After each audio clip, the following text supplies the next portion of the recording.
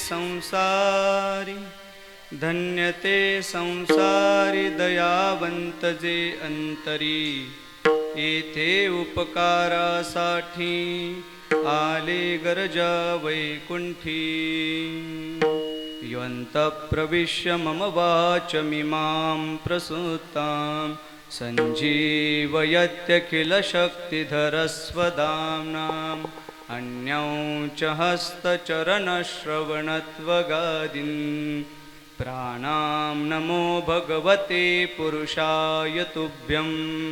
महायोगपीठे तटे भीमरथ्यां वरं पुण्डरीकाय धातुं मुनीन्द्रे।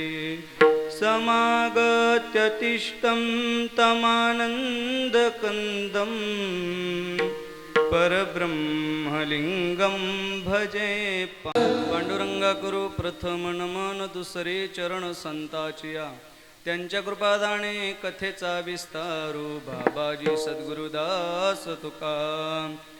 यं ब्रह्मा वरुणेंद्र रुद्र मरुतस्तुण्वन्ते दिव्यस्तवैर् वैदै साङ्गपदोक्रमो उपनिषदैर्गायन्ति यं सामगा। ध्यानावस्थिततद्गतेन मनसा पश्यन्तीं योगिनो यस्यान्तं नु विदो सुरासुरगणा। देवाय तस्मै नमः।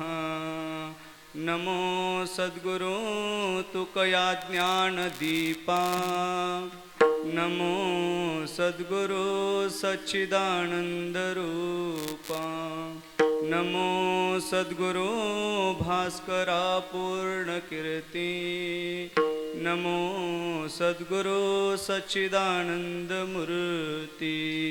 मस्तक हे पायावरी या वारकरी संतांच्या, किंवा मस्तक माझा पायावरी या वारकरी संतांच्या।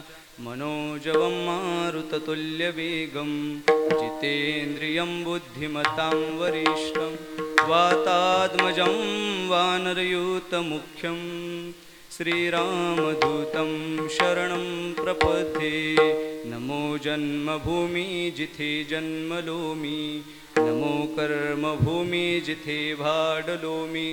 नमो अलंकापुरभूमी जिथे ज्ञान पावित झालो आम्ही।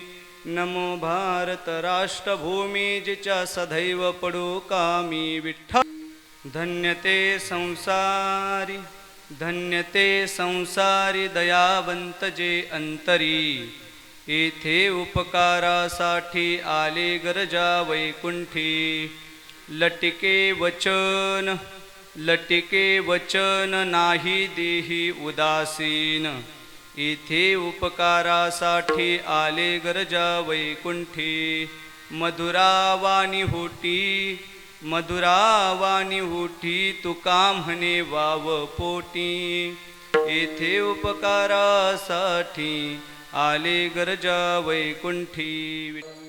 प्रस्तुत प्राप्त स्थळी प्राप्त प्रसंगी कीर्तन निरूपण सेवेकरिता घेतलेला अभंग अखिल कोट ब्रह्मांड नायक करुणा वरुणालय पांडुरंग परमात्म्याचे लाडके लडीवाड भक्त असणारे यशवंत कीर्तिवंत वरदवंत गुणवंत ऐश्वर्य संपन्न हिंदवी स्वराज्य संस्थापक राजाधिराज छत्रपती शिवाजी महाराज यांचे धर्मगुरू असणारे वारकरी संप्रदायाच्या कलशस्थानी शोभणारे वेदाचा तो अर्थ आम्हासीच ठावा ऐराणे वावा भार माथा या उंक्तीला वास्तव्यात उतरवणारे नीट ऐका श्रोते सज्जन हो देवमान्य संत संत मान्य संत लोकमान्य संत विश्ववंदनीय देहूचे संत हृदय सम्राट जगद्गुरु तुकोबाराय महाराज यांच्या श्रेष्ठतम असणाऱ्या पंचम वेद निर्मात्या गाथ्यामधून 4 चरणाचा उत्कृष्ट असा अभंग संतपर प्रकरणातील असून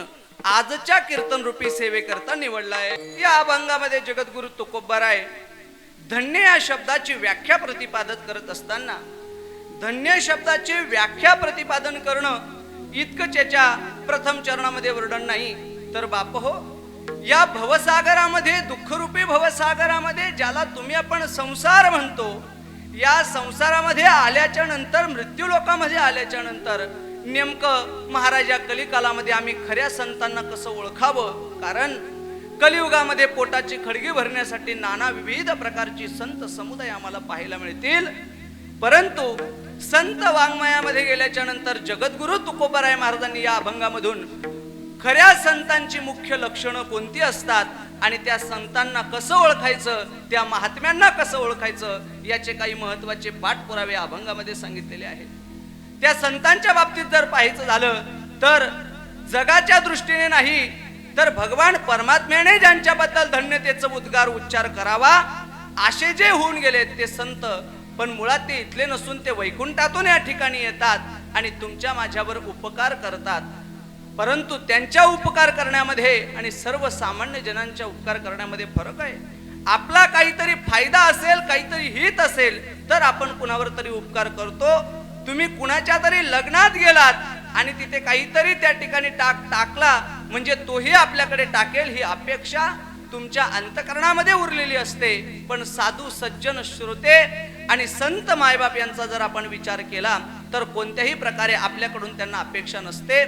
कोणत्याही अपेक्षे विरहित जे तुमच्या माझ्यावर उपकार करण्याचं कार्य करतात ते संत मुळात इथले नसून वैकुंठातून या ठिकाणी येतात. मग का हो महाराज, जर ते संत मुळात या ठिकाणचे नाहीत तर आम्ही त्यांना ओळखायचं कसं? संत हे दिसायला तुमच्या माझ्या सारखेच संत नव्हती, जगा माणसासारखे, जरी ते माणसासारखे असलेत पण ते आपल्याप्रमाणे नाहीत. त्यांच्या आचरणामध्ये, त्यांच्या बोलण्यामध्ये, त्यांच्या वागण्यामध्ये आपल्यापेक्षा कितीतरी पटीने आपल्याला फरक त्या ठिकाणी पाहायला अनुभवायला मिळतो. आणि तुकोबाराय या अभंगामधून त्याचं स्पष्टीकरण देतात. लटिके वचन नाही, ते कधीही लटिक बोलत नाही. आणि देहावर ते कसे आहेत तर ते देहावर उदास आहेत. आणि त्यांच्या बाबतीत जर बोलायचं झालं तर शेवटच्या चरणात जगद्गुरु तुकोबाराय सांगतात त्यांची वाणी कशी हो महाराज, त्यांची वाणी अत्यंत मधुर आहे, मंगल आहे, गोड आहे.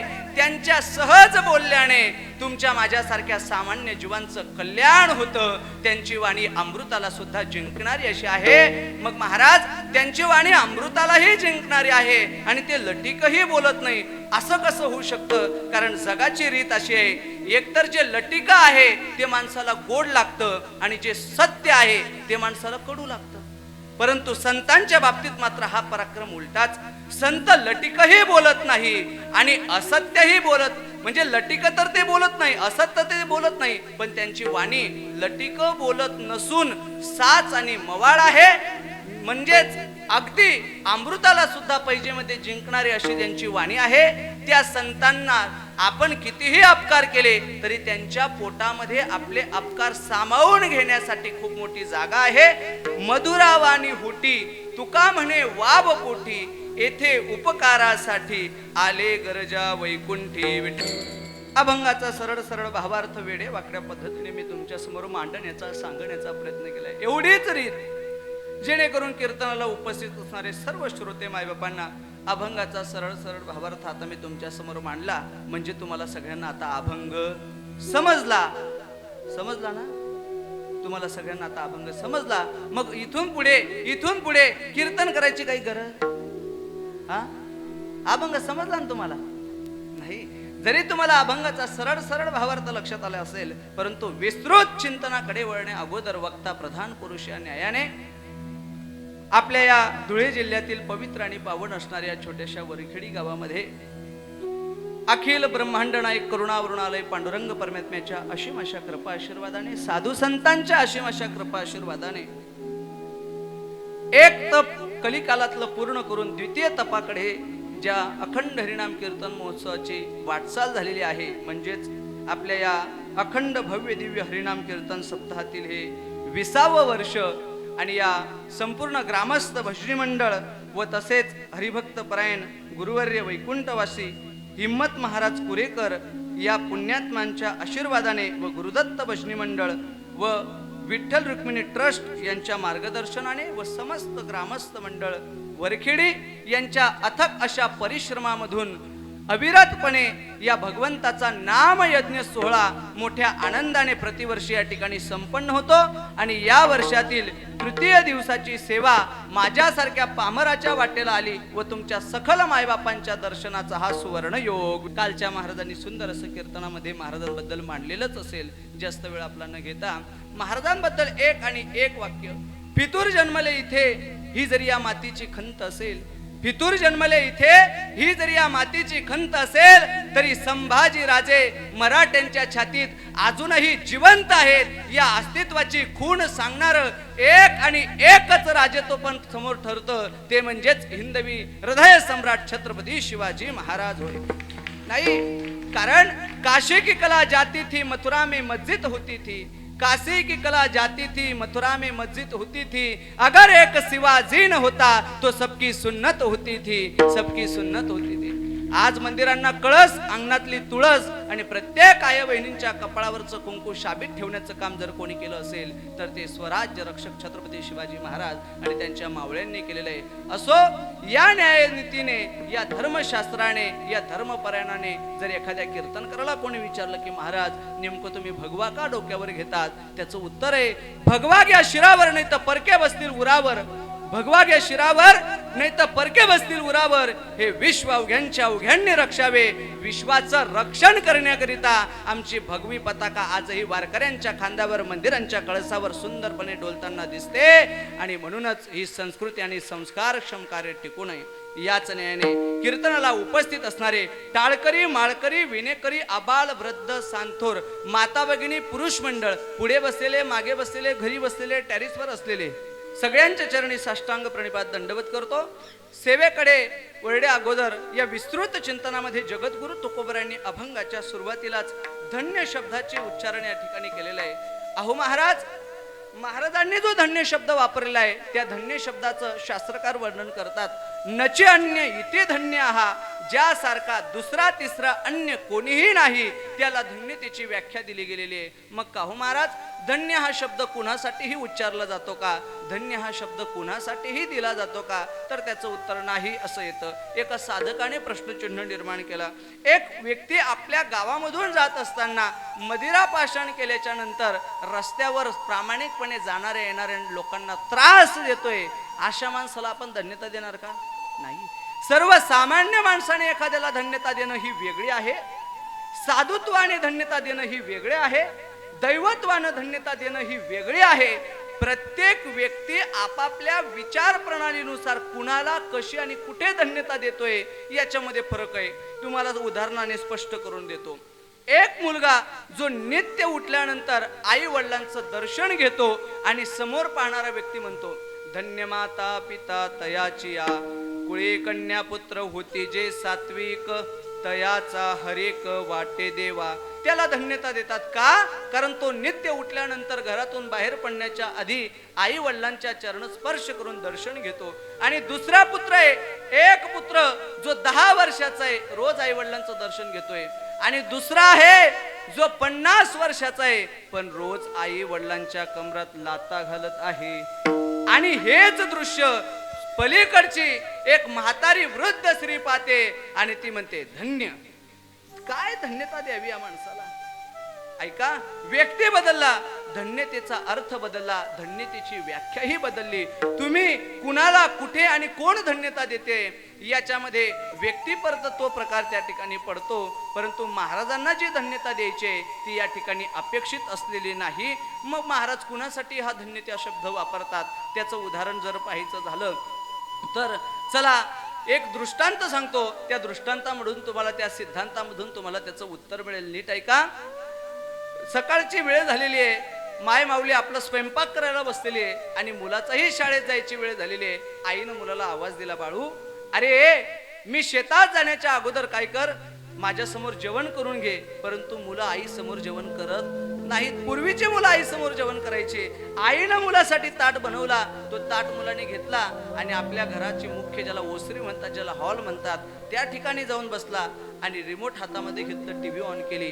टीव्ही ऑन केल्यानंतर नेमका आवडीचं चित्र सादरीकरण समोर लागल्यामुळे एक सांगा, तुम्ही तुमच्या घरात कितीही चांगला स्वयंपाक करा, चांगला स्वयंपाक केल्याच्या नंतर ज्यावेळेस तुम्ही जेवायला बसतात त्यावेळेस न बोलवलेला 4 पायाचा पाहुणा तुमच्या माझ्या दारात अगदी बरोबर तुम्ही जेवायला बसले की येऊन उभा राहतो.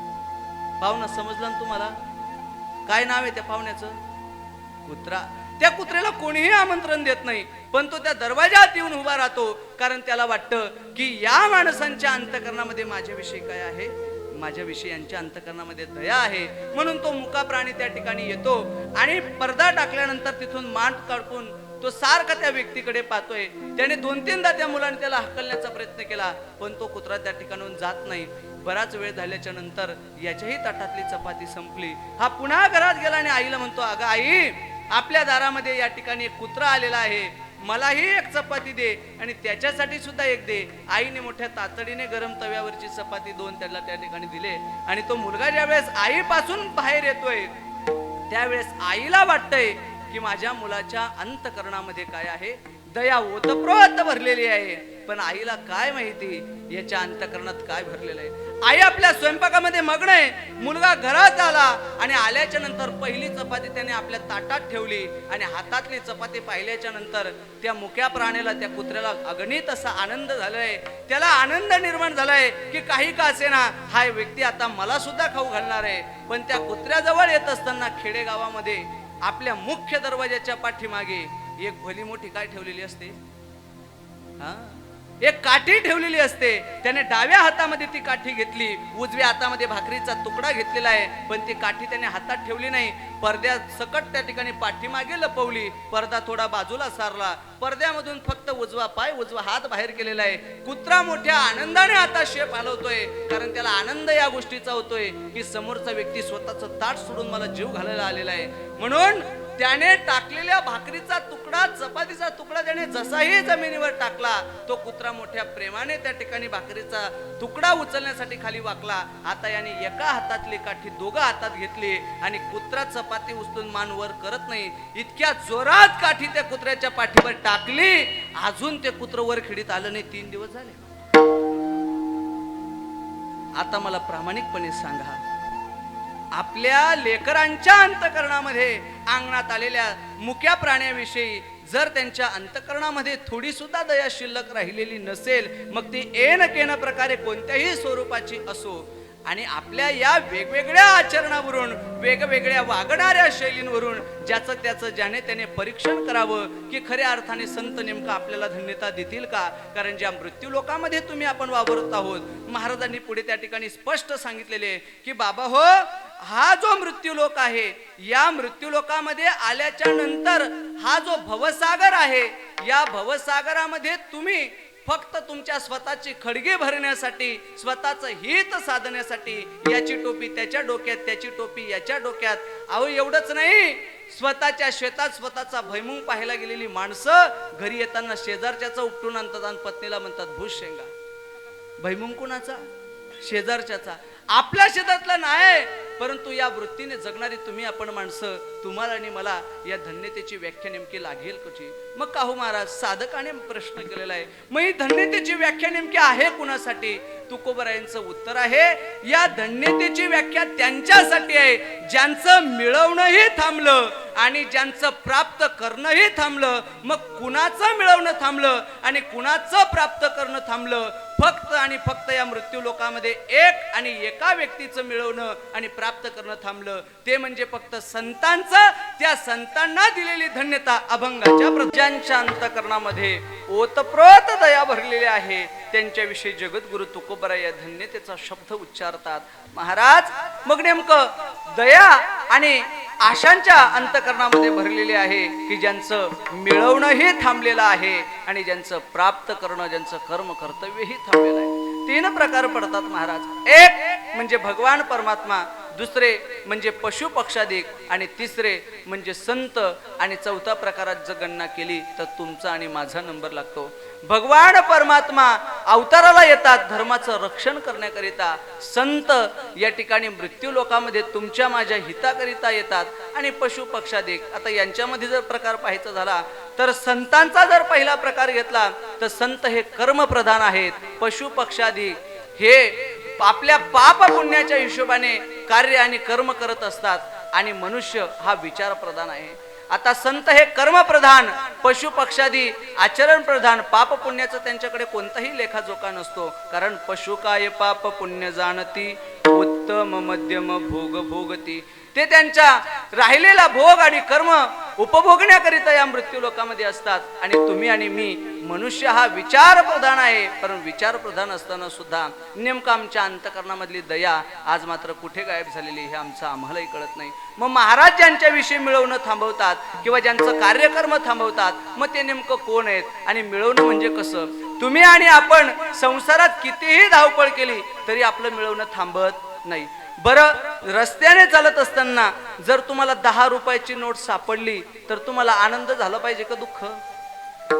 आनंद झाला पाहिजे असं आपण सहज म्हणतो, पण आपल्याला दुःख झालं पाहिजे. त्याचं कारण असं आहे, साधुत्व दृष्टीने जर विचार केला, सर्वसामान्य माणसाला रस्त्याने चालत असताना 10 रुपयाची नोट जर सापडली तर त्याला आनंद होतो, कारण न कष्ट करता मिळालेला पैसा आहे. परंतु साधूचं अंतकरण सांगतं, रस्त्याने चालत असताना त्याला जर 10ची नोट सापडली तर साधूचं अंतकरण म्हणतो, ज्या कुणाची पडली असेल त्याला काय अडचण आली असेल त्याचं त्याला माहिती. याला साधूचं अंतकरण म्हणतात. कारण दुसऱ्याच्या विषयी आपल्या अंतकरणामध्ये ओतप्रोत दया निर्माण करणे असं म्हणतात ना. दया ही सहजासहजी कुणाच्याही अंतकरणामध्ये निर्माण होत नाही. एकीकडे काळ इतका बदललेला आहे, त्या काळाचं मोजमाप आपण करू शकत नाही. त्या काळामध्ये पहा, आपल्या धुळ्यापासून फक्त काही अंतरावर सुरत हवेला एक मातोश्री वृद्धाश्रम नावाचा वृद्धाश्रम आहे. कधीतरी जा तिथे. आज मांडण्याचा आणि सांगण्याचा फक्त एकच उद्देश, दारातल्या कुत्र्याविषयी आपल्या अंतकरणात दया नाही, काही हरकत नाही. पण ज्या आई वडिलांनी आम्हाला जन्माला घातलं, ज्यांनी आम्हाला जग दाखवलं, ज्यांनी हाडाचं काळं रक्ताचं पाणी केलं, ज्यांनी आम्हाला या सृष्टीमध्ये कार्य कर्तृत्वाला पुढे केलं, वृद्ध कालामध्ये त्यांना आम्ही वृद्धाश्रमात ठेवावं. ज्या आईनं 9 दिवस दगडासारखं ओझं पोटात वागवलं, तिच्याविषयी जर आमच्या अंतकरणात दया नसेल तर भूतमात्रांविषयी आमच्या अंतकरणात कधी दया प्रकट होणार आहे महाराज? आणि मग हे स्पष्ट होतं. साधक म्हणतो की महाराज, सर्वसामान्य माणसाच्या अंतकरणामध्ये कोणत्याही प्रकारची दया आम्हाला शिल्लक दिसत नाही. मग नेमकी ही दया कुणाच्या अंतकरणामध्ये शिल्लक आहे? नेमकं या दयेचे उदाहरण आम्ही कुणाकडून घ्यावे? नेमकं या दयेची भीक आम्ही कुणाकडून घ्यावी? चला चला चला नाथ महाराजांकडे या. पैठणला नाथ महाराज त्या ठिकाणी काशी विश्वनाथाच्या दर्शने करता पायी पैठणहून काशी क्षेत्र गेलेले आहेत, वाराणसी क्षेत्री गेलेले आहेत. आणि वाराणसी पर्यंत पायपीट केल्याच्या नंतर गावातल्या पैठण मधल्या काही ब्राह्मणांच्या समक्ष कावडीने पाणी आपल्या हाती धारण केलं. मजल दर मजल करत पायी प्रवास करत ते या ठिकाणी अहमदनगर पर्यंत येऊन पोहोचले. आणि अहमदनगर पासून पुढे येत असताना त्यांना एक स्थळ त्या ठिकाणी लागतं आणि त्या ठिकाणी तप्त अशा उन्हामध्ये भजन करत हे ब्राह्मण वर्ग चालत असताना पांडुरंगाचं चिंतन चाललंय. खांद्यावरच्या कावडीमध्ये पवित्र असं गंगेचं जल आहे, जे काशीच्या गंगेमधून प्रचलित केलेलं आहे.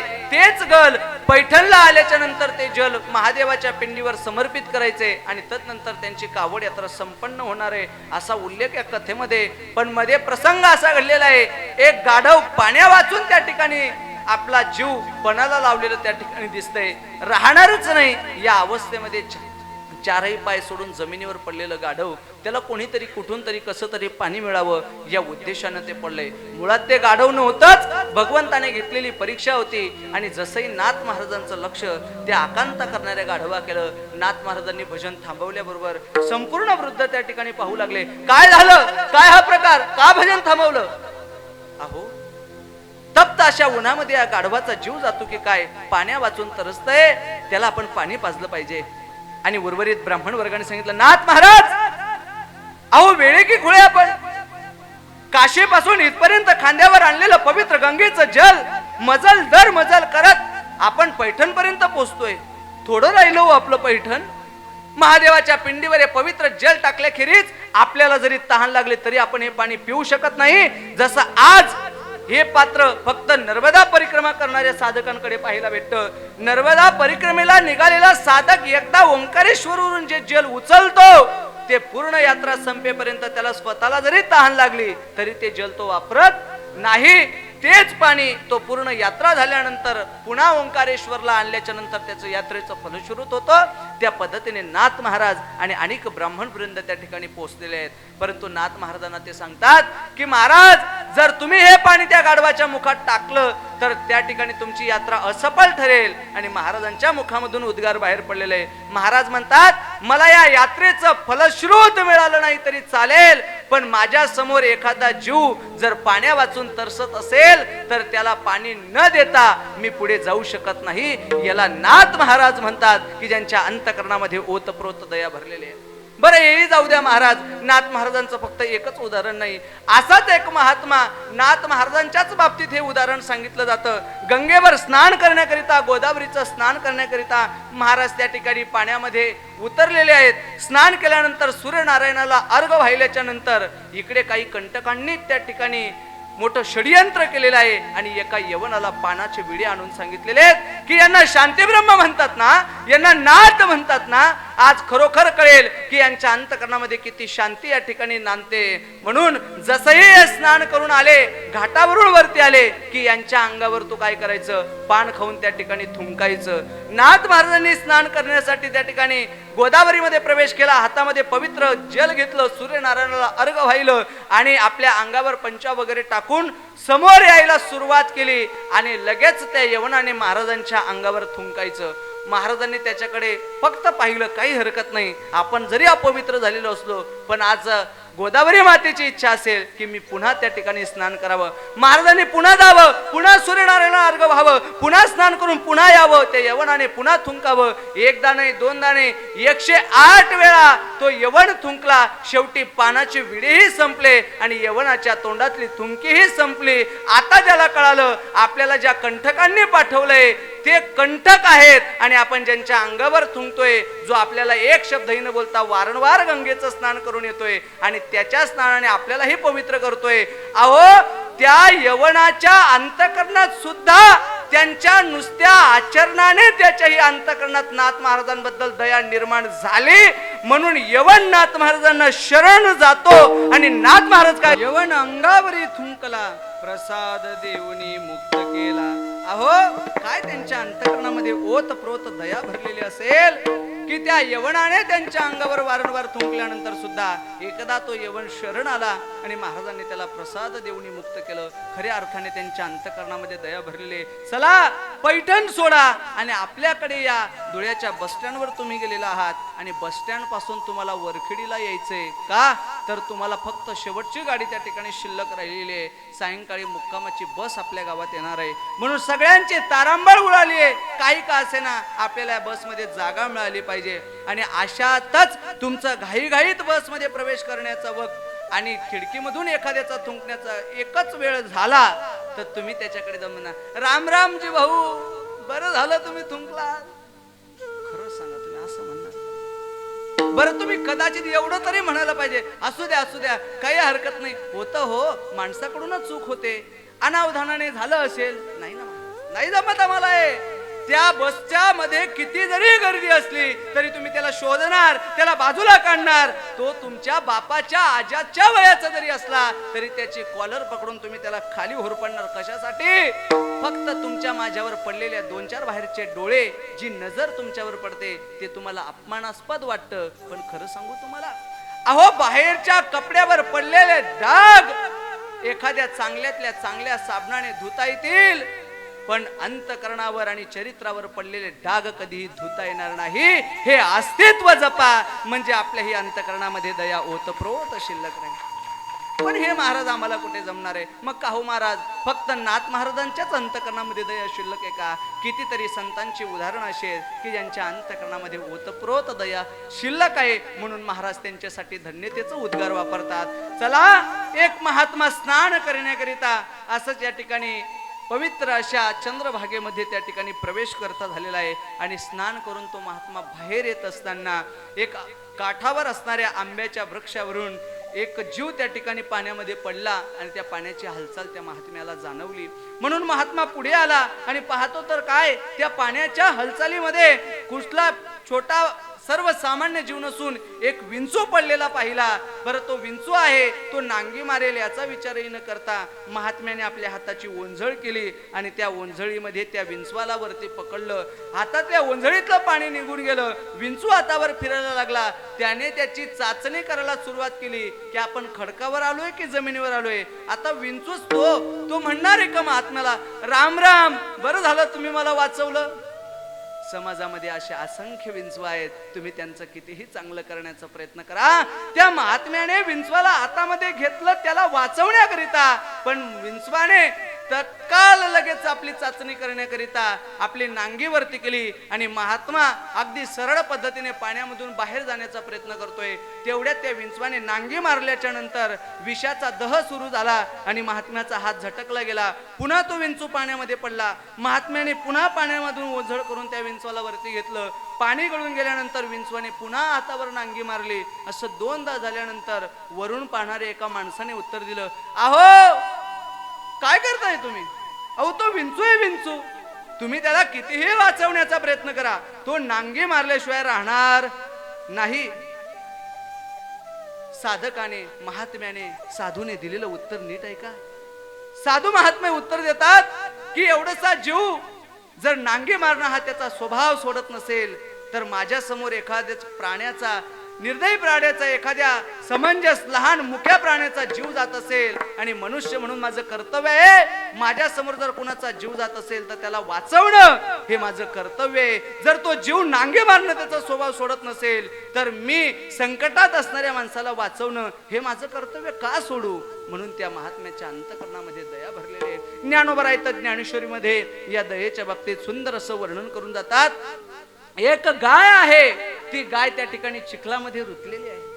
बरं ती गाय चिखलात रुतल्याच्या नंतर तुमच्या माझ्यासारखा सर्वसामान्य मनुष्य जर गेला तर तो मनुष्य पहिले हा विचार करेल, काही हरकत नाही जरी ती गाय चिखलामध्ये अशा पद्धतीने खालवर जायला सुरुवात झालेली आहे की जी त्या ठिकाणी काही काळानंतर जर तिला नाही काढण्यात आलं तर ती घृतप्राण सुद्धा होईल. परंतु माणूस हा इतका स्वार्थाने ओतप्रोत भरलाय, तो पहिले विचार करेल की गाय धड धाकड आहे की भाकर गाय आहे, नेमका काय हा प्रकार आहे. चिखली रुतली गाय ती धड भाकड न पहाय. ती गाय कशी जरी असली तरी त्यावेळेस महात्म्याचं असेल किंवा आपलं असेल एक आणि एक कर्तव्य की त्या गायीला आपण वाचवणं, तिला बाहेर काढणं. पण नाही, साधुत्वाच्या अंतःकरणामध्ये कोणत्याही बाबतीत एवढंच नाही, कितीतरी संतांचे असंख्य उदाहरणं, असंख्य दृष्टांत, असंख्य सिद्धांत आणि असंख्य कथा या दयेच्या बाबतीत भरलेल्या आहेत. चला आळंदीला, अहो 4 भावंड एका पर्ड कुटीमध्ये अस्तित्वाला, निर्वाणाला, कार्याला आलेली आहेत तुमच्या माझ्या कल्याणाकरिता. परंतु निवृत्तीनाथ, सोपानदेव, मुक्ताबाई, ज्ञानदेव या 4ही भावंडांचा जर विचार केला तर फक्त शुद्धीपत्र मिळावं आणि समाजामध्ये अस्तित्व मिळावं यासाठी विठ्ठलपंत कुलकर्णी आणि माता रुक्मिणी यांनी देहांत प्रायचित्त केलेला आहे. आणि त्या देहांत प्रायचित्त केल्यानंतर निवृत्तीनाथ महाराजांना कळालं की आता आपले आई वडील अशा यात्रेला निघून गेले की जे पुन्हा कधी वापस येणार नाहीत. आणि लहानशा मुक्ताबाईला सकाळ झाल्याच्या नंतर एक आणि एकच प्रश्न, ज्ञानदादा, हे ज्ञानदादा, अरे आई दिसत नाही. ज्ञानदादा, हे ज्ञानदादा, अरे बाबा दिसत नाही. विचार करा, घरामध्ये 4 गोंडस गोजीरवाणी लेकरं असताना आई आणि वडिलांनी त्यांना समाजामध्ये स्थान मिळावं म्हणून देहांत प्रायचित्त करून आपली जीवन यात्रा संपवलेली आहे. आणि ज्यांना संन्यासाची कार्टीनं तुम्ही म्हणून ज्यांना त्या ठिकाणी अलंकापुरीमधून बाजूला काढलेला आहे, अशा आता त्या घरामध्ये कोणी बरं अन्न शिजवावं असा मोठा प्रश्न उपस्थित झालेला असताना ज्ञानोबारायांनी आपल्या खाद्यादिवशी एक झोळी घेतली आणि अलंकापुरीकडे वाट पकडली. मुक्ते, काही हरकत नाही, तुला भूक लागली ना, हरकत नाही. अलंकापुरीमध्ये प्रत्येक वाड्यासमोर ज्ञानोबारायांनी जावं आणि आई मधुकरी म्हणून हाक द्यावी. आणि संन्यासाची कार्टीनं तुम्ही आणि मधुकरी मागतात म्हणून ज्ञानोबारायांना ढकलून लोटून देणारी माणसं ही तुमच्या माझ्यातलीच होती. अहो एवढंच नाही, ज्या ज्ञानोबारायांनी तुमच्या माझ्यासाठी पवित्र अशी ज्ञानेश्वरी सारख्या पवित्र ग्रंथाचं निर्माण केलं त्या ज्ञानोबरायांना अलंकापुरीमध्ये मला नाही मिळालं तरी चालेल हो, माझ्या लहानशा मुक्ताईला भूक लागलेली आहे, म्हणून काहीतरी का असेना आम्हाला भिक्षा करा म्हणून अलंकापुरीत दारोदारी फिरणारे ज्ञानोबराय त्या काळातही ज्ञानोबराय अलंकापुरीत होते, आजही ज्ञानोबराय अलंकापुरीत आहेत. मात्र त्यावेळेस अस्तित्वात समोर असताना सुद्धा ज्ञानोबराय कळाले नाही, पण त्यांच्या ज्ञानेश्वरीच्या दर्शनासाठी, त्यांच्या समाधीच्या दर्शनासाठी आज 775 वर्ष झाली. आज 12-12, 15-15 तास लोक रांगेत उभे राहतात ज्ञानोबरायांचं दर्शन घेण्यासाठी. का हा चमत्कार झाला? त्याचं एक आणि एकच उत्तर आहे, त्या ज्ञानोबरायांच्या अंतःकरणामध्ये इतकी दया ओतप्रोत भरलेली. ज्या लोकांनी ज्ञानोबरायांना माधुकरी वाढली नाही, ज्या लोकांनी संन्याशाची काठी म्हणून ज्यांना गावाच्या बाहेर काढलं, ज्या जगद्गुरु तुकोबरायांना गावातच भजन करू दिलं नाही, ज्या जगद्गुरु तुकोबरायांनी म्हणावं कोपला पाटील गावेची येलो, अहो एवढंच नाही, तुम्ही कोणत्याही संताचं उदाहरण घ्या, त्यांना सगळ्यात पहिले त्रास झाला समाजापासून. तुम्ही कोणत्याही संताचं चरित्र घ्या, त्यांना सगळ्यात पहिले विरोध झाला गावापासून. पण एवढा विरोध होऊन सुद्धा अखेर एक प्रसंग आपल्या समोर असा आलाय, ज्ञानोबरायांनी या सगळ्या अट्टहासामधून आपल्या जीवनाची वाटचाल अविरतपणे चालू ठेवली. परंतु तुमच्या माझ्यासारखं 75 आणि 100 वर्ष जीवन ज्ञानोबराय जगले नाही. नीट ऐका, ज्ञानोबरायांनी पवित्र असा ज्ञानेश्वरी सारखा ग्रंथ निर्माण केला आणि पंढरपूरला पांडुरंगाची भेट झाल्यानंतर देवाला सांगितलं की आता मला विसावायचंय, आता मला थांबायचंय. पांडुरंगाने दिलेल्या आज्ञेनुसार पंढरपूरमध्ये न थांबता ज्ञानोबराय पुन्हा त्याच अलंकापुरीत आले आणि त्याचं कर्तृत्व प्रसंग असा आलेला आहे, ज्या वेळेस ज्ञानोबराय समाधी घेणार आहेत ही बातमी सकल संत समुदायाला समजली. त्यावेळेच्या संत समुदायांमध्ये सगळ्यात लहान हे ज्ञानोबराय आहेत आणि सर्वात लहान असताना सुद्धा ज्ञानोबराय संजीवन समाधी घेत आहेत. ही बातमी कळाल्यानंतर इंद्रायणीचे दोन्ही तट त्या ठिकाणी फुल झालेले आहेत. संपूर्ण संत मंडळी समोर आलेले आहे आणि प्रसंग आहे देव निवृत्ती धरिले दोन्ही कर जातो ज्ञानेश्वर वैसावया. आणि त्या प्रसंगाला भगवंताच्या डोळ्यामध्ये पाणी आलेलं आहे. देव रडतोय आणि प्रश्न आदिशक्तीचा आहे की काय असा प्रकार आहे की तुम्ही रडावं. देवाने रुक्मिणी मातेला उत्तर दिलेलं आहे, ऐसा एकची योगी देखीला नयनी, मी आजपर्यंत असा दुसरा तिसरा योगी माझ्या जीवनामध्ये पाहिला नाही. ज्ञानोबरायांना समाधीच्या श्रेयेनंतर बसवल्यानंतर त्या ठिकाणी भगवंताने ज्ञानोबरायांना सांगितले, ज्ञानोबराया काहीतरी मागा हो, काहीतरी मागा, काहीतरी तुम्ही तुमच्या जीवनामध्ये प्राप्त करा. तुम्ही तुमच्या जीवनामध्ये साधुत्वाला सर्वसामान्य माणसांसाठी खूप काही केलं, ज्ञानेश्वरी सारखा पवित्र ग्रंथाचं निर्माण केलं, पण तुमच्यासाठी काहीतरी मागा. ज्या ज्ञानोबरायांना विश्वाचा चालक मालक सांगतोय काहीतरी मागा, तुमचा माझा प्रश्न असा आहे, अहो आपल्याला साधं गावातल्या सरपंचाने किंवा एखाद्या आमदाराने सांगितलं की काहीतरी मागा, आपली एवढी मोठी लांब लचक यादीच समोर येते. पण विश्वाचा मालक ज्ञानोबरायांना सांगतोय काहीतरी मागा आणि ज्ञानोबराय त्यांच्यासाठी मागत नाही. ज्ञानोबराय मागतात ते म्हणजे पसायदान. त्या पसायदानातली कोणतीही ओवी घ्या, ज्ञानोबराय म्हणतात जे खळांची व्यंकटी सांडो तया सत्कर्मी भूता परस्परे जडो मैत्र जीवांचे. हे ज्ञानोबरायांनी मागावं कुणासाठी? तुमच्या माझ्यासाठी. ज्या ज्ञानोबरायांना एक वेळची मधुकरी न देणारी तुम्ही आपण माणसं, तुमच्या वाकडेपणाची बुद्धी सांडण्याकरिता ज्ञानोबराय पसायदानासारखं दान मागतात, जे आजही या 750 वर्षानंतर सुद्धा प्रत्येक ठिकाणी वदवलं जातं, प्रत्येक ठिकाणी गायलं जातं, त्याला नतमस्तक केलं जातं. त्या ज्ञानोबरायांच्या ही अंतःकरणात तुमच्या माझ्यासाठी दया उरलेली आहे. 4 भावंड आहेत, नीट ऐका. मीपणाची निवृत्ती जावी म्हणून सगळ्यात पहिले या सृष्टीमध्ये आलेत निवृत्तीनाथ. मीपणाची निवृत्ती गेल्याशिवाय माणसाच्या जीवनामध्ये ज्ञानाची प्राप्ती होत नाही, म्हणून मीपणाची निवृत्ती व्हावी म्हणून पहिल्याने निवृत्तीनाथ. माणूस मीपणामधून निवृत्त झालं की ज्ञान सहज प्राप्त होतं, म्हणून दुसरे ज्ञानदेव. ज्ञान प्राप्त झालं की जीवन जगण्याचा मार्ग सोपा होतो, म्हणून तिसरे सोपानदेव. आणि एकदा का जीवन जगण्याचा मार्ग सोपा झाला की माणसाला अपेक्षा असते फक्त मुक्तीची किंवा मोक्षाची, म्हणून चौथे जन्माला आली मुक्ताबाई. विठ्ठल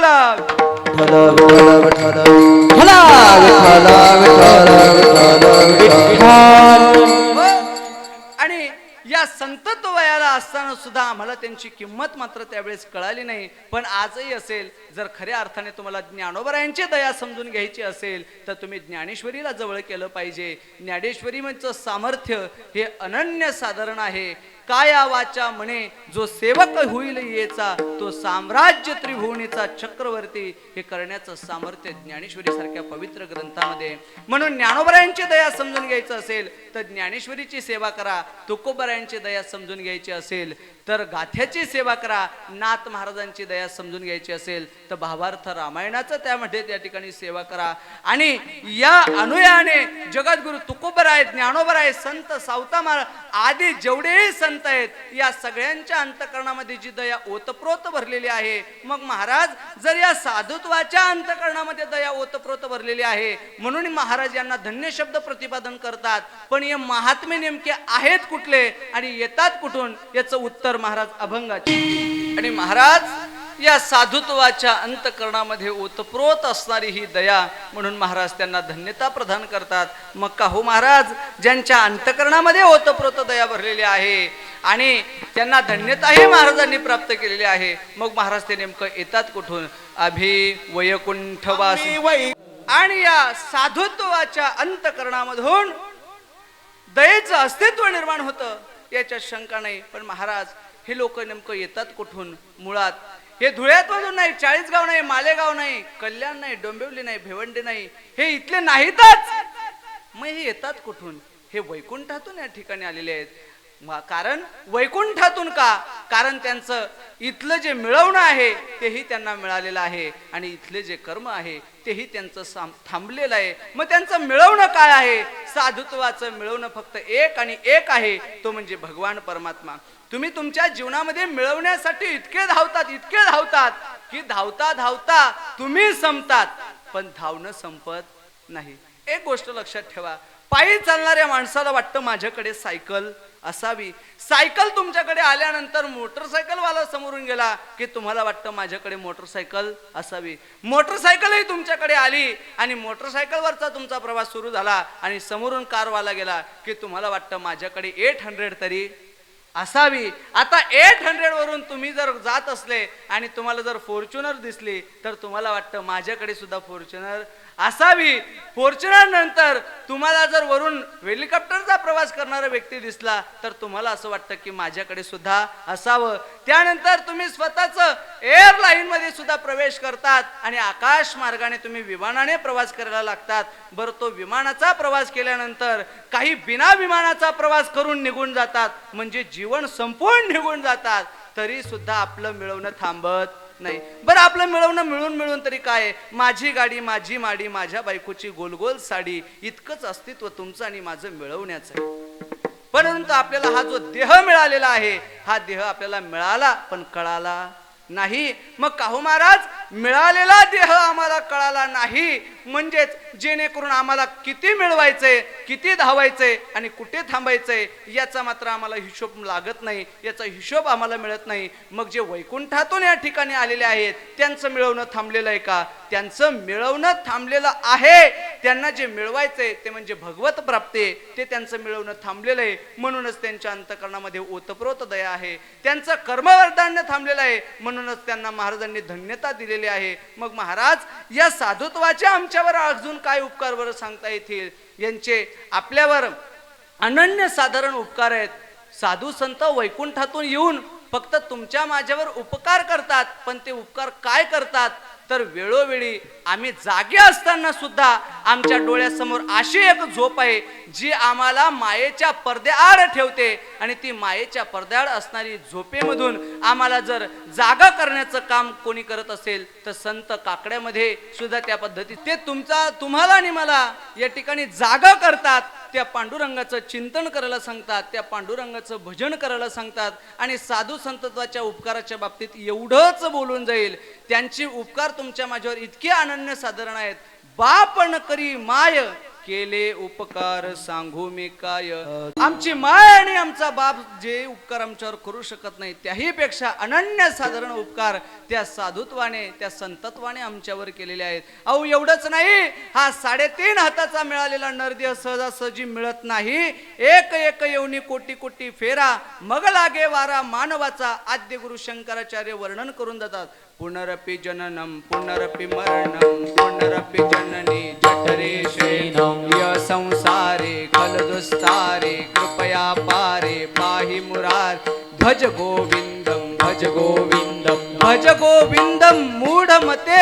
शंकराचार्य सांगतात की बाबांनो, जर या जन्मात आल्यानंतर सुद्धा जर तुम्ही त्याचं भजन केलं नाही, साधुत्व वैकुंठातून तुमच्या माझ्यावर या ठिकाणी उपकार करण्यासाठी येतात. आणि एवढंच नाही, संसाराच्या नावे घालून या शून्य वाढता हा पुण्य धर्म केला. बरं, एवढं करून सुद्धा वासुदेवामधून काकड्यामधून वारंवार तुम्हाला मला जाग केल्यानंतर सुद्धा जर आपण ऐकलं नाही तर काय होईल महाराज?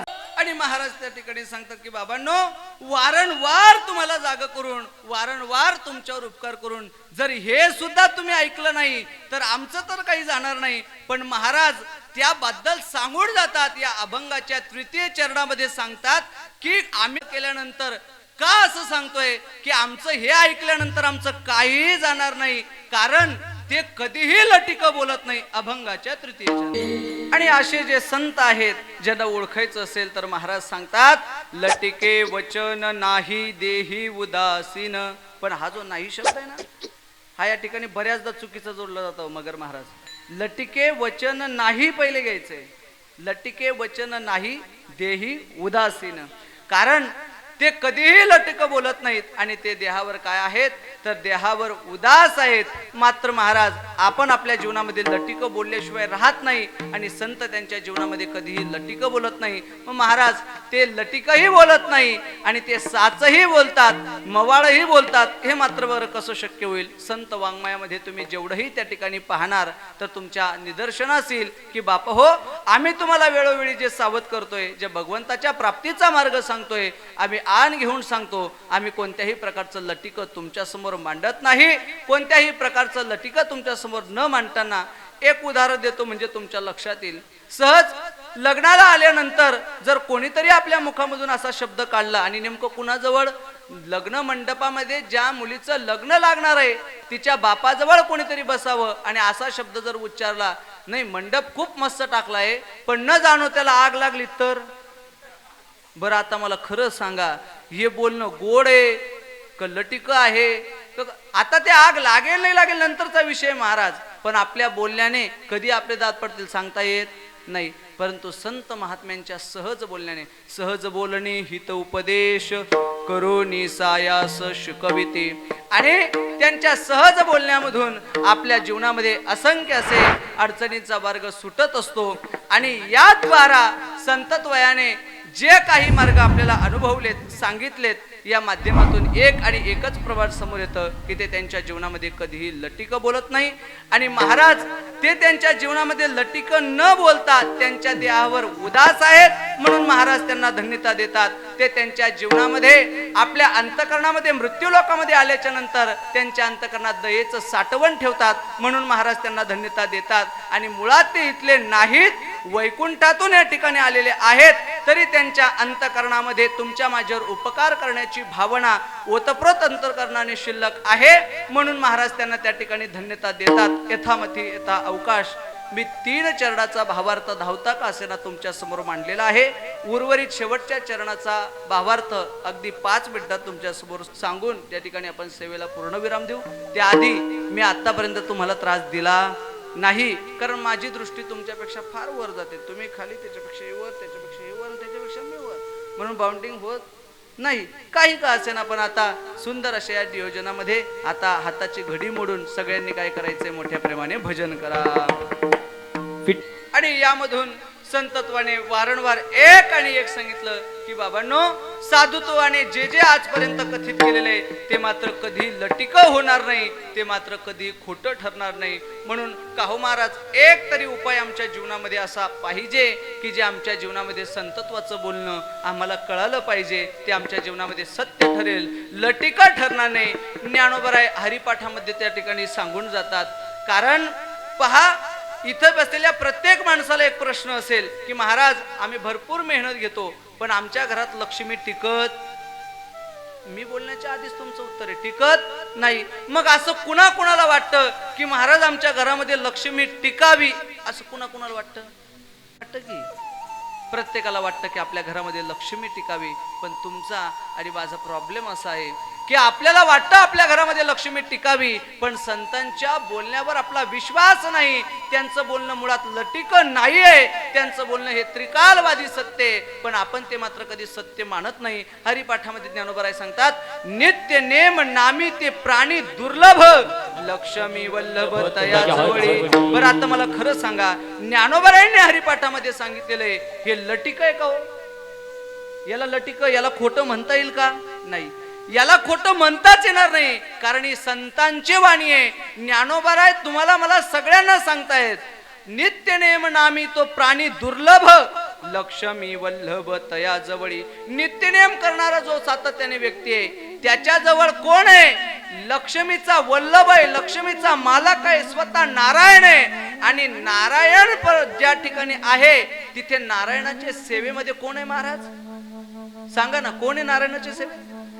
जर नारायणाच्या सेवेमध्ये पायाजवळ चरणाजवळ सेवा करण्यासाठी लक्ष्मी बसलेली आहे, त्या नारायणाची सेवा जर तुम्ही आपण नित्य आपल्या जीवनामध्ये केली, नित्य नियम जर आपल्या जीवनामध्ये धारण केला, तर खरं सांगा तुमच्या घरी फक्त लक्ष्मी नाही तर लक्ष्मी सहित नारायण आणि नारायणासहित लक्ष्मी तुमच्या ठिकाणी त्या ठिकाणी घरी राहील. रिद्धी सिद्धी तुमच्या घरी पाणी भरतील. पण आपला प्रॉब्लेम असा आहे की आपण संतांचं जे बोलणं आहे ते लटिक नसताना सुद्धा आपल्या त्याच्यावर विश्वास सहजासहजी बसत नाही. असंच एका कीर्तनामधून सांगितलं आणि त्या मारवाड्याला हे उदाहरण समजलं आणि त्याने सांगितलं की महाराज, मी माझ्या जीवनामध्ये व्यापार व्यवसाय करणारा माणूस आहे. संतांनी सांगितलंय, तुम्ही सांगितल्याप्रमाणे मलाही वाटतं की माझ्या घरामध्ये लक्ष्मी टिकावी, पण तुम्ही सांगितलं, ज्ञानोबराय म्हणतात, नित्य नेमन आम्ही ते प्राणी दुर्लभ. मग मी त्या दुर्लभ प्राण्यांमध्ये नाही, मी असा प्राणी आहे की माझ्या जीवनात कधी नित्यनेम घडत नाही. मग मला सांगा, मी जर ज्ञानोबरायांच्या या बोलण्यावर विश्वास ठेवला तर माझ्या घरी खरोखर लक्ष्मीची प्राप्ती होईल का? हो महाराज, होईल ना. मग मलाही काहीतरी नित्यनेम सांगा. मी त्यांना नित्यनेम सांगितला की रोज कमीत कमी तुम्ही हरिपाठ केला पाहिजे. ते म्हटले, महाराज सकाळी 7 वाजता दुकानात जातो, रात्री 11 वाजता घरी येतो, माझ्याकडून नित्यनेमात हरिपाठ होणार नाही. मग मी म्हटलं, तुम्ही एकादशीला कीर्तन श्रवण करा, तोही होणार नाही. महाराज, नित्यनेम म्हणजे नित्य रोज. मग असा कोणता तरी एक छोटासा नित्यनेम. म्हटलं एकच करा.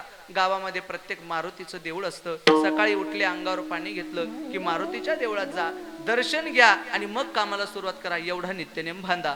ते म्हटले, महाराज माझं दुकान गावाच्या या दिशेला आहे आणि मारुतीचं देऊळ त्या दिशेला आहे, माझं तेवढं सुद्धा जमणार नाही. मग म्हटलं तुम्हीच काहीतरी सुचवा. त्याने सांगितलं, माझ्या घरासमोर एक कुंभार दादा राहतात आणि तो कुंभार दादा वारकरी आहे, कपाळाला गंध लावतो आणि ज्या वेळेला मी माझ्या घरामधून बाहेर दुकानात जायला निघतो त्याच वेळेला घरातून बाहेर तो मंदिरात जायला निघतो.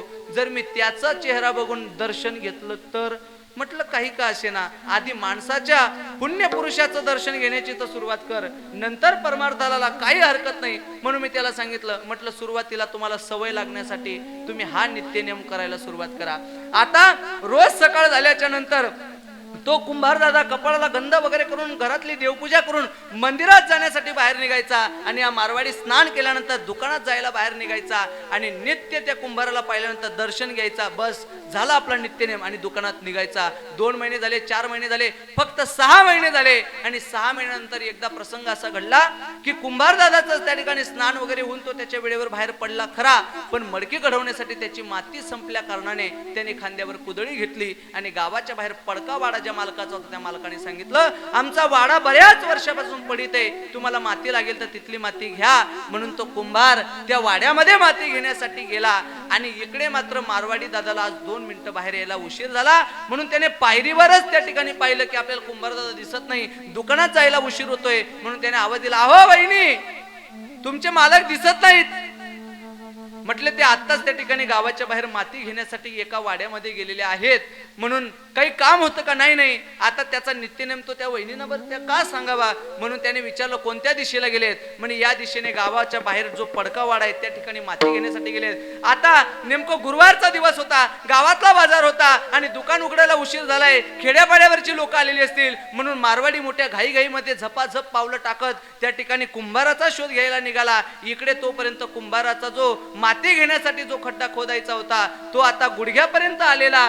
कमरेपर्यंत आलेला आणि खोदत असताना तो एक एक पाटी माती घ्यायचा, वरती टाकायचा. तेवढ्यात धावत शोधत मारवाडी तिथपर्यंत पोहोचला आणि मारवाड्याला फक्त एकच डोक्यात की येनकेन प्रकारे कुंभाराचं दर्शन व्हावं, मी त्याला पाहावं आणि माझ्या दुकानाकडे निघावं. आता प्रकार असा झाला, कुदळी मारता मारता कुंभाराची कुदळी एका घड्यात अटकली. कुंभाराने ती कुदळी बाजूला केली तर सोन्याच्या मोहरांनी भरलेली घागर त्याला त्या ठिकाणी सापडली.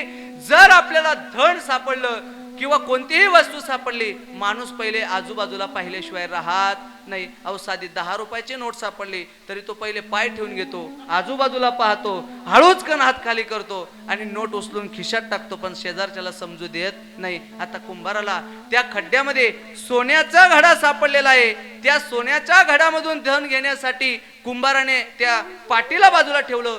समोर पाहिलं, कोणीच नाही. डाव्या हाताला पाहिलं, कोणीच नाही. उजव्या हाताला पाहिलं, कोणीच नाही. नेमकं आपल्या मागे कोणी आहे का हे पाहण्यासाठी त्याचा मान फिरवण्याची एक वेळ आणि मारवाडी दादाची त्याला पाहण्याची एक वेळ. आता इथे जे लोक बसलेत, इथं कुंभार दादा आहे आणि इथं मारवाडी दादा आहे. मारवाडी दादाचं त्याची नजरानजर झाल्यानंतर मारवाडी दादा एवढंच म्हटले, बस मी पाहिलं, मी चाललो, मी पाहिलं, मी चाललो. आणि आता कुंभाराला घाम फुटला की याने आपल्याला पाहिलंय म्हणजे आता हे धन आपल्यालाही नाही आणि यालाही नाही. गावभर हा बातमी पिटेल, काही मजा नाही. कुंभाराने डोक्यावरच बांधलेला रुमाल जसा तसा घडावर फेकला, खड्ड्यामधून बाहेर निघाला. तो मारवाडीच्या मागे धावतोय, मारवाडी पुढे धावतोय, तो मारवाडीच्या मागे धावतोय. ओ मारवाडी दादा थांबा ना. नाही नाही, मला दुकान उघडायला उशीर होतोय, मी पाहिलं, मी चाललो. ओ मारवाडी दादा थांबा ना. नाही नाही, मला दुकान उघडायला उशीर होतोय, मी चाललो. आता कुंभाराला वाटतंय मारवाड्याने धन पाहिलं, पण मारवाड्याने काय पाहिलं? कुंभाराचा चेहरा पाहिला की तो त्याचा नित्यनेम होता. आता नीट ऐका, त्याने अजून पावलं झपाझप टाकायला सुरुवात केली. मारवाड्याचा कसून हात पकडला आणि त्याला सांगितलं, हे बाबा पाहिलं ना तू धन, कशाला बोंबाटा? अर्ध धन तू घे, अर्ध धन मी घेतो, पण गावात कुणाला सांगू? आता तो मारवाडी ना महाराज, तो आणि धन जो रुपया रुपयासाठी दुकान गाठतोय, तो धनाचं गठोड कसं सोडन महाराज? मारवाड्याने मागचा पाय मागे घेतला. पाहतात तर काय, धनाचा घडा त्या ठिकाणी आहे आणि दोघांनी ते धन उचललं आणि आपापल्या प्रपंचामध्ये श्रीमंत झाले. दृष्टांत संपला. सिद्धांत असा आहे, मारवाड्याने त्याच्या जीवनामध्ये फक्त एक पुण्य पुरुषाचं म्हणजे एका वारकऱ्याचं दर्शनाचा नित्यनेम फक्त 6 महिने पाळला महाराज. तरी त्याला नारायणाने लक्ष्मी त्याच्या घरामध्ये ओतप्रोत दिली. ज्ञानोबराय सांगतात, आणि तुम्हाला अडचण आहे की महाराज आमच्या घरामध्ये लक्ष्मी टिकत नाही, मग तुम्हाला ती लक्ष्मी टिकावी असं जर वाटत असेल तर ते साधू कधीही लटिक बोलत नाही. या वाक्यावर तुम्हाला विश्वास ठेवावा लागेल. लटिके वचन नाही, ते बोलतात ते त्रिकालवादी सत्य आहे. आणि महाराज ते जर लटिकही बोलत नाही आणि ते जर देहावर सुद्धा उदास असतील तर त्यांची वाणी कशी आहे आणि त्यांच्या पोटामध्ये आमचे अपकार समवण्याची जागा किती मोठी आहे, अभंगाच्या शेवटच्या चरणात. आणि या न्यायाने त्या संतत्वाच्या अंतकरणामध्ये दयेचं भांडवल आहे. एवढंच नाही, ते वैकुंठातून आलेले आहेत. एवढंच नाही तर ते कधीही लटिक बोलत नाही, देहावर उदास आहेत. आणि या न्यायाने त्यांचं बोलणं कसं आहे महाराज, मधुरा वाणी हुटी तुका म्हणे वाव पोटी. अहो त्यांचं बोलणं अत्यंत मधुर आहे. माझ्या मराठाची बोल कौतुके, परी अमृताचेही पैजा जिंके, ऐसे अक्षरे रसिक मेळविन. अमृताला सुद्धा ज्यांनी आपल्या शब्दाने जिंकावं. अहो तुकोबर आहे तर म्हणतात, आम्हा घरी धन शब्दांचीच रत्ने, शब्दांचीच. अहो या न्यायाने असणारी ही संतत्वयाची मंडळी, ज्यांचं बोलणं अत्यंत मंगल आहे, मधुर आहे, गोड आहे. तुम्ही सर्वसामान्य समाजाने कितीही अपकार केले तरी ते अपकार त्यांच्या पोटामध्ये समावून घेण्याची मोठी वाव त्यांची त्या ठिकाणी आहे. म्हणून मधुरा वाणी होती तुका म्हणे वाव पोटी, येथे उपकारासाठी आले गरजा वैकुंठी. विस्तृत चिंतन यथामती यथा अवकाश तुमच्या समोर या ठिकाणी मांडण्याचा मी प्रयास केलेला आहे. कमिटीच्या कडून माझी नियोजित वेळ संपलेली आहे, परंतु आदरणीय नाना आणि कमिटीकडून असा मेसेज आहे की महाराज 5 मिनिटं तुम्ही महाराजांच्या संदर्भात बोलावं. म्हणून या अभंगालाच अनुसरून का असेना, ज्या पद्धतीने साधू संत या मृत्यू लोकामध्ये तुमच्या माझ्यावर उपकार करण्याकरिता येतात त्याच उपकाराला खऱ्या अर्थाने सार्थक ठरवण्यासाठी महाराष्ट्रात सुद्धा एक पवित्र राजा त्या ठिकाणी 19 फेब्रुवारी 1630 रोजी शिवनेरी या किल्ल्यावर एक तेजस्वी ओजस्वी तारा जन्माला आला. तो म्हणजे दुसरा तिसरा कोणी नसून छत्रपती शिवाजी महाराज होय. काळ बदलला, वेळ बदलला, बदलत्या स्वरूपाप्रमाणे माणसे बदलली. पूर्वी रस्ते साधी होती म्हणून माणसे सुद्धा साधी होती. आता रस्ते डांबरीकरणाची झाली आणि माणसे सुद्धा डांबरट झाली. इतिहासाच्या पाऊल खुणा बदलत होत्या. महाराष्ट्रावर एक एक मुघली सत्ता आक्रमण करायला सुरुवात करते. पुण्यामध्ये सर्वदृष्ट्या मुघलांनी जिकडे तिकडे बाज वाजवल्या. आपल्या घरांमध्ये यावं, आया बहिणीने ओरपटून काढावं. भर चौकामध्ये नग्न अवस्थेत विटंबना करण्याचं पाप या सैतानांनी केलं. मंदिरांवरचे कळस मोडले, देवतांच्या मूर्त्या भगवल्या, अंगणातली तुळस नस्त नाबूद केली. एक एक प्रक्रिया आक्रमण होऊ लागले आणि पुण्याच्या कसबा गणपतीवर कोणीतरी दुर्वा व्हावी इथपर्यंतची स्थिती सुद्धा स्थित राहिली नाही. सर्व दृष्ट्या गाढवाचा नांगर फिरवण्यात आला. ज्या महाराष्ट्रामध्ये सकाळी वासुदेवाच्या भूपाळ्यांनी काकड्यांनी मंदिरांच्या आरत्यांनी महाराष्ट्राचा दुमदमत होता. महादेव राय देवगिरीच्या राजापासूनचा काळ उंचावत असणारा संपूर्ण मात्र नस्त नाबूद झालेला दिसला. आणि पंढरपूरमध्ये गाय कापण्यात आली. तुळजापूरच्या भवानीवर प्रहार करण्यात आला. ही क्रूर बातमी वाऱ्याच्या दिशेने सरसरत्या वेगाने राष्ट्रमाता राजमाता मासाहेब जिजाऊ यांच्या कर्णपटलावर येऊन पोहोचली. राष्ट्रमाता मासाहेब जिजाऊंनी ही क्रूर बातमी ऐकल्याच्या नंतर स्वतःला शिवाई देवीच्या मंदिरात कोंडून घेतलं आणि जगदंबेला प्रार्थना केली. जगदंबे घालगाईचा पुत्र माझ्या पोटी जन्माला, जो रयतेचा वाली होईल. जगदंबे घालगाईचा पुत्र माझ्या पोटी जन्माला, जो आया बहिणींच्या कपाळावरचं कुंकूचं अस्तित्व जिवंत ठेवेल. जगदंबे घालगाईचा पुत्र माझ्या पोटी जन्माला, जो मंदिरांचे कळस, अंगणातली तुळस आणि गोठ्यातली गाय जिवंत ठेवेल. जगदंबे घालगाईचा पुत्र माझ्या पोटी जन्माला. वेळ बदलली. बदलत्या वेळेप्रमाणे छत्रपती शिवाजी महाराजांचे आद्य पुरुष म्हणजेच बाबाजी यांना झालेला साक्षात्कार म्हणजेच शंभू महादेवांचा अवतार तुमच्या घराण्यात सादर होईल. या न्यायाने आदिशक्ती जगदंबा मासाहेब जिजाऊंना डोहाळे लागायला सुरुवात झाली. जिजाऊ मासाहेबांना डोहाळे लागायला लागले. आम्हास वाटते वाघिणीचे दूध प्यावे, आम्हास वाटते रामायण महाभारताच्या कथा वाचाव्यात, आम्हास वाटते घोडस्वार करावी, आम्हास वाटते भंडारे डोंगरावर जाऊन जगद्गुरु तुकोबारायांचे कीर्तन श्रवण करावे. आम्हास वाटते ज्या सैतानांनी आमच्या महाराष्ट्राची राख रांगोळी केली, आम्हास वाटते हातात दानपट्टा घ्यावा, घोडस्वार करावी. या सैतानांचं धड वेगळं आणि शिर वेगळं करावं हे डोहाळे राष्ट्रमाता जिजाऊंना लागले. म्हणून छत्रपती शिवाजी महाराज जन्माला आले.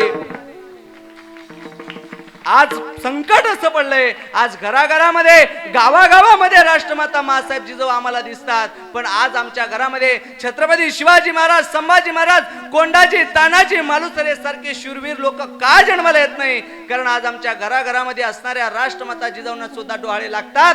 पण आमच्या जिजाऊंना काय डोहाळे लागतात? आम्हास वाटते मुलताच्या मातीचं ढेकळच्या ढेकळं खावी, आम्हास वाटते साज भी कभी बहुती छोटी बहु कुमकुम माझ्या नवऱ्याची बायको या स्त्रियेला पाहाव्या. आम्हास वाटते खरं सांगा छत्रपती शिवाजी महाराज, संभाजी महाराज, कोंडाजी, तानाजी, मालुसरे जन्माला येणार नाहीत. असे डोहाळे लागल्यानंतर आमच्या उदरी खबरी भांडी जन्माला आल्याशिवाय राहणार नाहीत. म्हणून सावधान. जर छत्रपती शिवाजी महाराज, तानाजी मालुसरे, संभाजी सारखी शूरवीर क्रांतिकारी घडवायचे असतील तर आधी आमच्या राष्ट्रमाता मासाहेब जिजाऊंप्रमाणे आमच्या गावातल्या घरातल्या महिलांना आधी जिजाऊ व्हावं लागेल आणि तदनंतर शोभा जन्माला आल्याशिवाय राहणार नाहीत. परंतु 19 फेब्रुवारी आली म्हणजे आमच्या तरुणांनी डीजे लावायचा, त्या डीजे मध्ये गाणे लावायचे आणि त्याच असतील गाण्यांवर महाराजांची मिरवणूक काढत म्हणायचे, राज तुम्ही पुन्हा जन्माला या. कशासाठी? गुटखा खाऊन तोडलेली सोबाड पाहण्यासाठी की दारू पिऊन सडलेली आतडी पाहण्यासाठी? 5-10 रुपयाची पिऊन यायचं आणि त्याच शिवजयंतीमध्ये भांडणं करायची, वाद करायचा, विवाद करायचा आणि समोरच्यावर धावून जायचं, म्हणायचं फाडून टाकीन. तू नीट तर उभा राहा. नाही ना महाराज. महाराजांचं अस्तित्व शिवचरित्राचा संपूर्ण जर विचार केला तर संपूर्ण शिवचरित्रामध्ये महाराजांनी फक्त 50 वर्षाचं आयुष्य लाभलं. पण 50 वर्षाच्या आयुष्यामध्ये एकही कार्य असं नाही की ज्याचं नियोजन नव्हतं. नियोजन आणि महाराजांच्या जीवनात लाभलेला प्रत्येक मावळा ज्याने आपल्या जीवनामध्ये कधी कारण दिलंच नाही. एक छोटासा प्रसंग तुमच्या समोर मांडतो आणि मी माझ्या सुरत्या वेळेकडे निघतो. नीट ऐका. अफजल खानाचा कोतळा बाहेर काढल्याचा प्रसंग तर सगळ्यांनाच ज्ञात आहे. पण नेमका अफजल खानाचा कोतडा बाहेर काढल्यानंतर महाराजांची योजना होती काय? महाराजांसोबत प्रतापगडावरून 10 अंगरक्षक खाली उतरलेले होते. सोबत फक्त एक मध्ये गेलेला दगा झाला. दगा फटका कळल्यानंतर खानाने महाराजांना दबसल्यानंतर महाराजांनी वाघनखे खुपसली, खानाचा कोतडा बाहेर काढला आणि तदनंतर महाराजांची योजना होती की लगेच गडाकडे धाव घ्यायची, कारण गनिम भरपूर आहे आणि आपण फक्त 10 म्हणून प्रतापगडाकडे धाव घ्यायची. प्रतापगडाकडे अफजल खानाचा कोतडा बाहेर काढल्यानंतर धाव घेऊ लागले. धावता महाराजांचं लक्ष गेलं आणि महाराज सोबतचे अंगरक्षक मोजू लागले. 1 2 3 4 5 7 8 9, फक्त 9. आणि महाराजांनी सांगितलं थांबा. सोबत तर 10 होती आणि 9च एक कुठे राहिला. तेवढ्यात कोणीतरी आवाज दिला, राजा संभाजी कावजी नाही जी.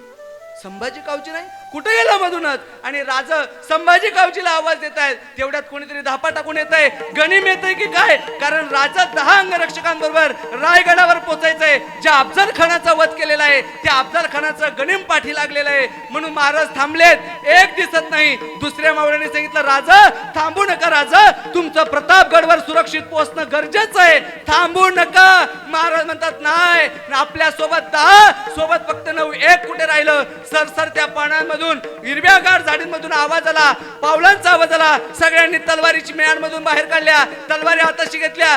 गनिम आली की काय म्हणून तलवार चालवणार तेवढ्याच समोर आला. आणि संभाजीला राजा म्हणतात, संभाजी कुठं होतास? राजा तुम्ही त्या खानाला वाघ नक खुपसलीत, त्याला मारलं, पण मी म्हणतो आज सैतान मरतो की नाही म्हणून मी माघारी गेलो आणि त्याच धड वेगळं आणि शिर वेगळं केलं. संभाजी कावजीने आणलेलं खानाचं धड महाराजांसमोर, मस्तक महाराजांसमोर उभं केलं. त्या राजाला आनंद झाला पाहिजे होता. जगाच्या पाठीवर दुसरा राजा जर तिथे असता तर तो संभाजी कावजीला म्हणाला असता, वा भले पट्टे शाबास, त्या खानाचं मुंडकच कापून आणलं. पण राजे संभाजी कावजीला म्हणतात, संभाजी एक वेळेस खान मेला नसता तरी चाललं असतं, पण आपल्या योजनेत हे नव्हतं. येड्या तू हे वेड धाडस का केलं? नीट ऐक, मी त्या वाघ नखांना विष लावलेलं होतं. तो खान कसाही करून मरणारच होता. मात्र तू हे वेड धाडस करत असताना, तू त्याचं धड आणि मान वेगळं करत असताना तुझ्या मानेवर जर कोणी प्रहार केला असता तर मी तुझ्या आईला काय उत्तर दिलं असतं? ती फक्त एकच म्हटली असती की राजानं स्वतःचा जीव वाचवण्यासाठी माझा पोराचा जीव खर्ची घातला. महाराजांनी त्या वक्ताला संभाजी कावजीला सांगितलं, एक वेळेला खान मेला नसता तरी चाललं असतं, पण तुझ्या जीवाचं बरं वाईट झालेलं चालणार नाही. स्वराज्यातील एक साधा अंगरक्षक असणारा मावळा व्यर्थ खर्ची पडता कामा नये. ही काळजी घेणारा जगातला पहिला राजा म्हणजे छत्रपती शिवाजी महाराज होय. महाराजांच्या बाबतीत कितीही कथित केलं तरी न संपणार आहे. फक्त आणि फक्त एक वाक्य महाराजांबद्दल बोलेल आणि या ठिकाणी थांबेल. माती झालो तर या महाराष्ट्राची होईल, माती झालो तर या महाराष्ट्राची होईल, तलवार झालो तर भवानी मातेची होईल आणि पुन्हा माणूस म्हणून जन्माला आलो तर फक्त आणि फक्त छत्रपती शिवाजी महाराजांचा मावळाच होईल. हर हर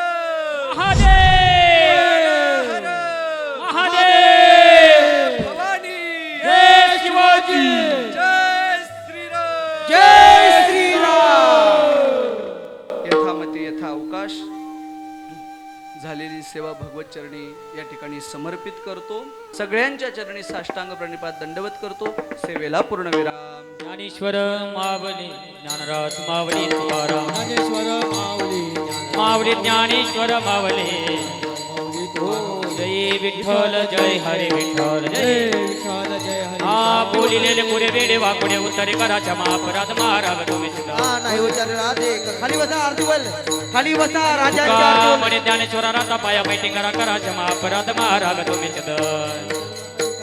ज्ञानदेव तुकाराम, तुकाराम कुंडलिकावर ऐका. खाली बसा, खाली बसा.